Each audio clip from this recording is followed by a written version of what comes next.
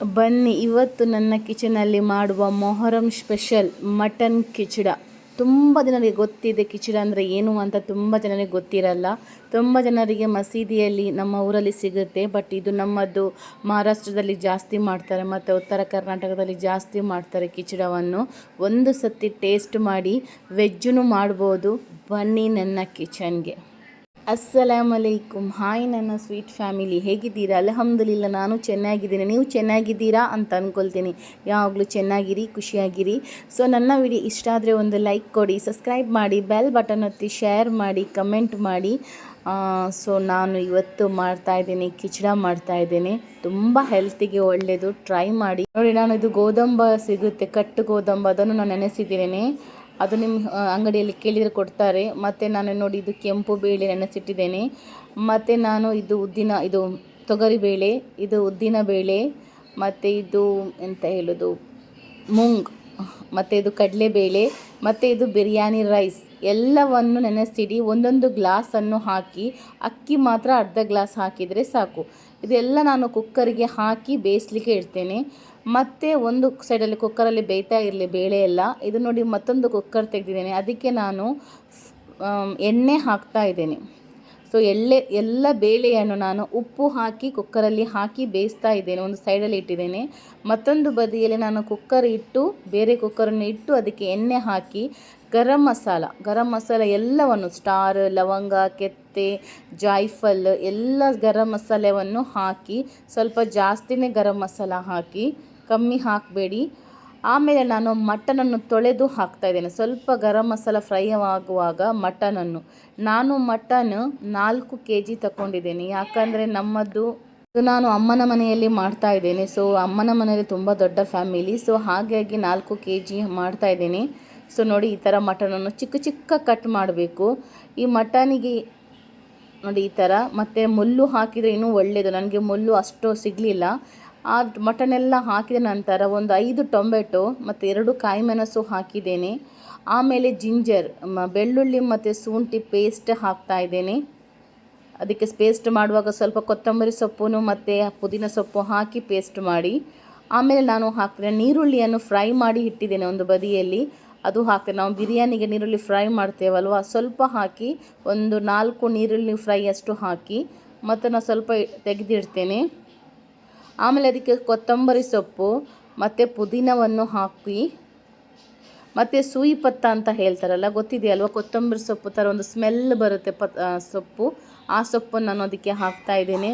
ಇದು ನಮ್ಮ ಕಿಚಡಿಗೆ ಸ್ಪೆಷಲಾಗಿ ಹಾಕಲೇಬೇಕು. ಆಮೇಲೆ ನಾನು ಹಾಕ್ತಾಯಿದ್ದೇನೆ ಅರಸಿನ ಹುಡಿ. ಆಮೇಲೆ ನಾನು ಹಾಕ್ತಾಯಿದ್ದೇನೆ ಮೆಣಸಿನ ಹುಡಿ, ಅರಸಿನ ಹುಡಿ 2 ಚಮಚ ಹಾಕಿದ್ದೇನೆ. ಆಮೇಲೆ ನಾವು ಖಾರ ಎಷ್ಟು ಬೇಕು ಅಷ್ಟು ಮೆಣಸಿನ ಹುಡಿ ಹಾಕಿ, ಸ್ವಲ್ಪ ಪೆಪ್ಪರ್ ಹಾಕ್ತಿದ್ದೇನೆ. ಪೊಡಿ ಬೇಕಾದ್ರೆ ಹಾಕ್ಕೊಳ್ಬೋದು, ಇಡೀ ಬೇಕಾದರೂ ಹಾಕ್ಕೊಳ್ಳಿ. ಆಮೇಲೆ ನಾನು ಖಾರ ಬೇಕಷ್ಟು ಮೆಣಸಿನ ಹುಡಿ ಹಾಕ್ತಾಯಿದ್ದೀನಿ. ಬೇಳೆಯನ್ನು ನೀವು ಒಂದೊಂದು ಗ್ಲಾಸಷ್ಟು ಹಾಕಿ. ಯಾಕಂದರೆ ನಾನು 4 kg ಬೇಳೆಗೆ 1 kg ಗೋದಂಬ ಹಾಕಿದ್ದೇನೆ, ಅರ್ಧ kg ಬೇಳೆಯನ್ನೆಲ್ಲ ಹಾಕಿದ್ದೀನಿ. ನಿಮಗೆ ಯಾವ ಬೇಳೆ ಇಷ್ಟ ಬೇಳೆ ಎಲ್ಲವನ್ನು ಹಾಕ್ಕೊಳ್ಳಿ. ನೆನೆಸಿಟ್ಕೊಳ್ಬೇಕು ಬೇಳೆಯನ್ನೆಲ್ಲ. ಒಂದು 5-6 ಗಂಟೆ ಬೇಕಾದರೂ ನೆನೆಸಿಟ್ಕೊಳ್ಳಿ. ನೋಡಿ, ಮೆಣಸಿನ ಹುಡಿ ಹಾಕಿದ್ದೀನಿ. ಇದೆಲ್ಲ ಮಿಕ್ಸ್ ಮಾಡಿ ಕುಕ್ಕರ್ನಲ್ಲಿ ಬೇಯಲಿಕ್ಕೆ ಇಡ್ತೇನೆ. ತುಂಬ ಒಳ್ಳೆ ಬೇಯಬೇಕು, ಒಂದು 7-8 ಸಿಟಿ ಬರಬೇಕು. ನೋಡಿ, ಈಗ ನೋಡಿ ಬೇಳೆ ಎಲ್ಲ ಇದು ಬೆಂದಿದೆ. ಅದು ನಾನು ಮಟನನ್ನು ಬೇಯಲಿಕ್ಕೆ ಇಟ್ಟಿದ್ದೆ. ಈಗ ಬೇಳೆ ಬೆಂದಿದೆ. ನೋಡಿ ಎಷ್ಟು ತನಕ ಬೇಳೆ ಬೆಂದಿದೆ. ತುಂಬ ಒಳ್ಳೆ ಬೇಯಬೇಕು ಬೇಳೆ. ನೋಡಿ, ಒಂದು ಪಾತ್ರೆಗೆ ನಾನು ಹಾಕ್ತಾಯಿದ್ದೇನೆ ಬೇಳೆಯನ್ನು, ದೊಡ್ಡ ಪಾತ್ರೆಗೆ. ಯಾಕಂದರೆ ಈ ಥರ ಮಿಕ್ಸ್ ಮಾಡಬೇಕು. ತುಂಬ ಅಂದರೆ ತುಂಬ ಮಿಕ್ಸ್ ಮಾಡಬೇಕು. ಯಾಕಂದರೆ ಒಂದೊಂದು ಬೇಳೆ ಮಾತ್ರ ಇಡೀ ಇರಬೇಕು, ಬಾಕಿದ ಬೇಳೆ ಎಲ್ಲ ತುಂಬ ಕರಗಬೇಕು. ಆ ಥರ ಕಿಚಡ ಅಂದಮೇಲೆ ಬೇಯಿಸ್ಲಿಕ್ಕೇ ಕಷ್ಟ. ಆಮೇಲೆ ನೋಡಿ, 1 ಚಮಚ ಜೀರಿಗೆ ಹುಡಿ, 1 ಚಮಚ ಧನಿಯಾ ಹುಡಿ, 1 ಚಮಚ ಚಾಟ್ ಮಸಾಲ, 1 ಚಮಚ ಆಮ್ಚೂರ್ ಪೌಡರ್ ಹಾಕಿದ್ದೇನೆ. ಅದಕ್ಕೆ ಸ್ವಲ್ಪ ಪುನಃ ಕೊತ್ತಂಬರಿ ಸೊಪ್ಪು, ಆಮೇಲೆ ಸೂಯಿ ಪತ್ತ, ಇದು ಎಲೆ, ಆಮೇಲೆ ಪುದೀನ, ಇದನ್ನೆಲ್ಲ ಒಟ್ಟು ಮಿಕ್ಸ್ ಮಾಡ್ಕೊಳ್ಳಿ. ಇದಕ್ಕೆ ಸ್ವಲ್ಪ ನಾನು ಎಣ್ಣೆ ಹಾಕ್ತಾಯಿದ್ದೇನೆ. ತುಂಬ ಬೇಳೆಯನ್ನು ಕರಗಬೇಕು. ನೋಡಿ ಯಾವ ಥರ ಮಿಕ್ಸ್ ಮಾಡ್ತಾಯಿದ್ದಾರೆ, ಸೇಮ್ ಅದೇ ಥರ ಮಿಕ್ಸ್ ಮಾಡ್ಕೊಳ್ಳಿ. ಪುನಃ ನಾನು ಈರುಳ್ಳಿ ಫ್ರೈ ಮಾಡಿದ್ದು ಹಾಕ್ತಾಯಿದ್ದೇನೆ. ತುಂಬ ಸುಲಭ ಇದೆ, ಬಟ್ ಮಿಕ್ಸ್ ಮಾಡಲಿಕ್ಕೆ ಸ್ವಲ್ಪ ಕೈ ನೋವು ಆಗುತ್ತೆ, ಬಟ್ ತಿನ್ನಲಿಕ್ಕೆ ಅಷ್ಟು ಟೇಸ್ಟಿ ಆಗುತ್ತೆ. ಯಾಕಂದರೆ ಎಲ್ಲ ಬೇಳೆ ಮಕ್ಕಳೆಲ್ಲ ತಿನ್ನೋದಿಲ್ಲ ಬೇಳೆ ಎಲ್ಲ. ನಿಮಗೆ ನಾನ್ ವೆಜ್ ಇಷ್ಟ ಇಲ್ಲ ಅಂಥವರು ಬಟಾಟೆ ಅಥವಾ ಪಾಲಕ್ ಸೊಪ್ಪು ಮೆಂತ್ಯ ಸೊಪ್ಪು ಎಲ್ಲ ಹಾಕಿ ಬೇಳೆಯಲ್ಲಿ ಬೇಯಿಸಿದರೆ ಆಯಿತು. ಆಮೇಲೆ ನಾನು ಯಾವ ಥರ ಮಾಡ್ತೇನೆ ಅದೇ ಥರ ಹಾಕಿದರೆ ಆಯಿತು. ಜಸ್ಟ್ ನೀವು ಮಟನ್ ಹಾಕಲಿಲ್ಲದ್ರೆ ಆಯಿತು. ನಾನ್ ವೆಜ್ ತಿನ್ನೋದವರು, ವೆಜ್ ತಿನ್ನುವವರು, ನಾನ್ ವೆಜ್ ತಿನ್ನೋದವರು ಈ ಥರ ಮಾಡಿದರೆ ಆಯಿತು. ನೋಡಿ ಈಗ ನೋಡಿ ಒಳ್ಳೆಯಿಂದ ಬೆಂದಿದೆ ಮಟನ್. ಈ ಟೈಮಲ್ಲಿ ನಾನು ಬೇಳೆಗೆ ಮಿಕ್ಸ್ ಮಾಡ್ತಾ ಇದ್ದೀನಿ. ತುಂಬ ಟೇಸ್ಟಿ ಆಗುತ್ತೆ, ಹೆಲ್ತಿಗೂ ತುಂಬ ಒಳ್ಳೆಯದು. ಇದು ಮೊಹರಂ ಸ್ಪೆಷಲ್ ಅಂತ ಹೇಳ್ಬೋದು.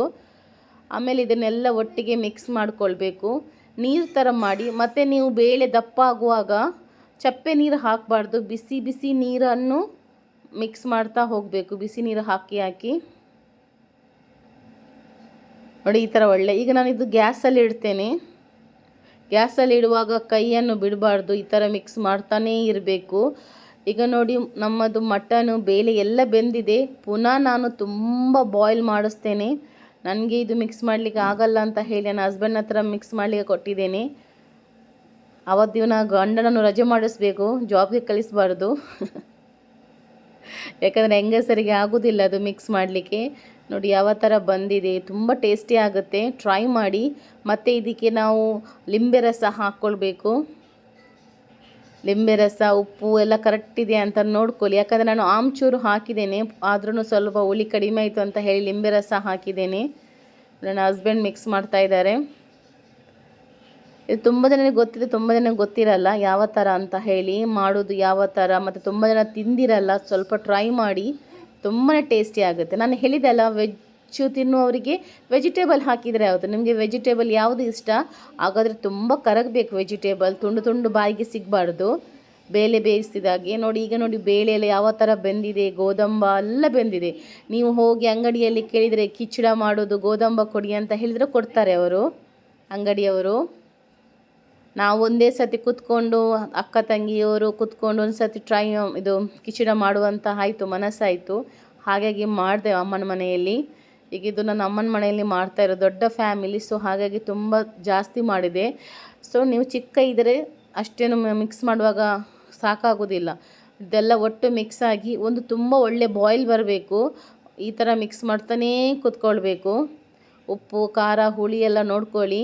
ಖಾರ ಇಲ್ಲದ್ರೆ ಈ ಟೈಮಲ್ಲಿ ಮೆಣಸಿನ ಹುಡಿ ಹಾಕ್ಬೋದು, ಹುಳಿ ಹಾಕ್ಬೋದು, ಉಪ್ಪು ಹಾಕ್ಕೊಳ್ಳಿ. ತುಂಬ ಒಳ್ಳೆ ಮಿಕ್ಸ್ ಮಾಡಬೇಕು, ಬಾಯ್ಲ್ ಮಾಡಬೇಕು. ಯಾಕಂದರೆ ಅದು ಮಟನ್ ಮತ್ತು ನಮ್ಮ ಬೇಳೆ ಎಲ್ಲ ಒಟ್ಟಿಗೆ ಮಿಕ್ಸ್ ಆಗಬೇಕು.